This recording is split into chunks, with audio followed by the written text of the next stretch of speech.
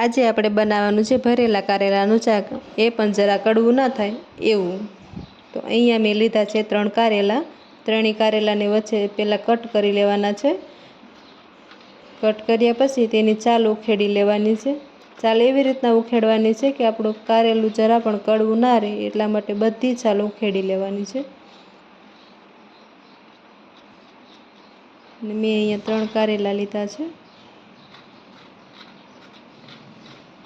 એક પછી એક ત્રણેય કારેલાની છાલ ઉતારી લેવાની.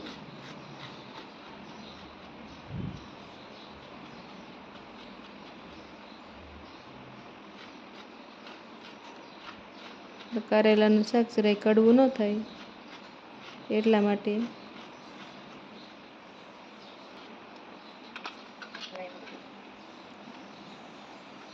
ત્રણેય કારેલાની છાલ ઉતરી ગઈ છે. હવે તેને વચ્ચેથી કટ કરી લેવાના છે. ત્રણેય કારેલાને કટ કર્યા પછી કારેલામાંથી અંદરથી બી કાઢી લેવાના છે. બી કાઢી બાફા પહેલાં જ કાઢી લેવાના છે, જેથી કરીને આપણું કારેલું જરાય તૂટે નહીં અને કડવું પણ ના થાય. એટલા માટે આપણે બાફા પહેલાં જ કારેલાના બી કાઢી લેવાના છે.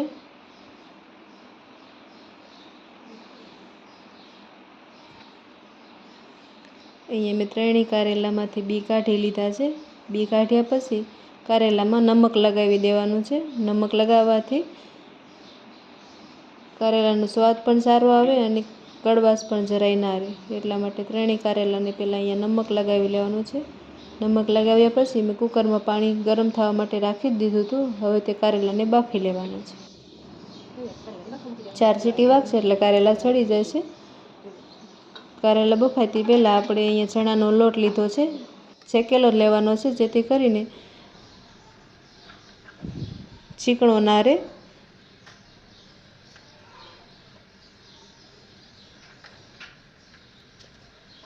ચણાના લોટને લઈને તેમાં આપણે સ્વાદ અનુસાર મીઠું, મરચું, હળદર, જીરું અને સ્વાદમાં અનુસાર મીઠું.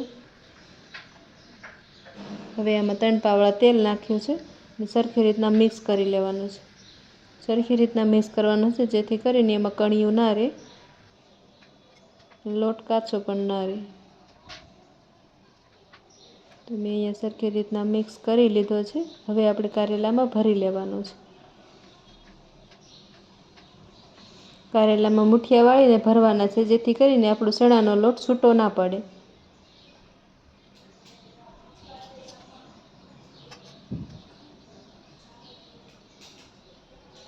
વઘાર કરીએ એટલે છૂટો ના પડે. ભી મારવાની છે, ભી મારીને જ ભરવાનું છે. અંદર પાણી રહી ગયું હોય તો નીકળી જાય. અને આવી રીતના મુઠિયા કરીને જ ભરવાના છે. હવે આપણે કારેલાને તળી લેવાના છે. તળવાથી કારેલામાં સ્વાદ સારો આવે. મેં અહીંયા તેલ રાખી જ દીધું હતું. હવે કારેલાને ધીમા ગેસે આપણે છેડવી લેવાના છે.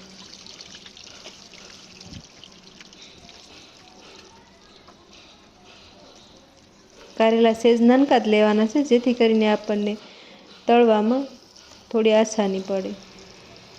મારે અહીંયા મોટા હતા એટલે આજે મેં મોટા જ લઈ લીધા છે, પણ કારેલા જેમ બને તેમ થોડા નાનકા જ લેવા, જેથી કરીને આપણે વિશે કટ ના કરવા પડે.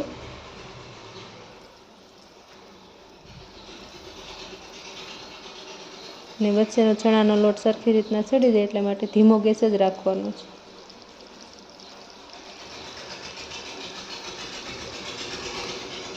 તેના માટે શાકનો વઘાર કરવા માટે પહેલાં મેં અહીંયા ચણાનો લોટ લીધો છે, મીઠું, મરચું, હળદર અને ધાણા જીરું લીધું છે. હવે તેને સરખી રીતના મિક્સ કરી લેવાનું છે. થોડી હળદર નાખવાની છે. હવે અહીંયા મિક્સ થઈ ગયું છે. એ કડાઈમાં મેં તેલ પણ રાખી દીધું હતું ગરમ કરવા માટે. હવે તેને સરખી રીતના વઘાર કરી દેવાનો છે.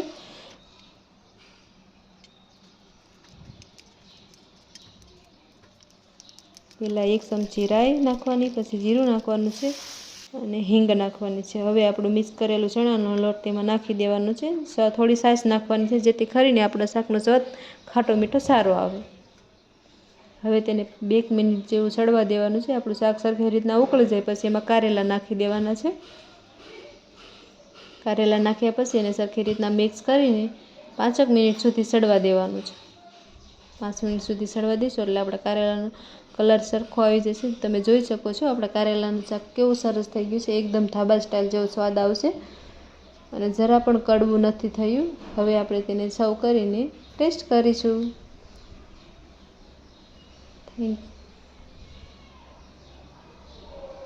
તમે જોઈ શકો છો આપણા કારેલાનું શાક કેટલું મસ્ત દેખાય છે અને સ્વાદ પણ એટલો સરસ આવ્યો છે.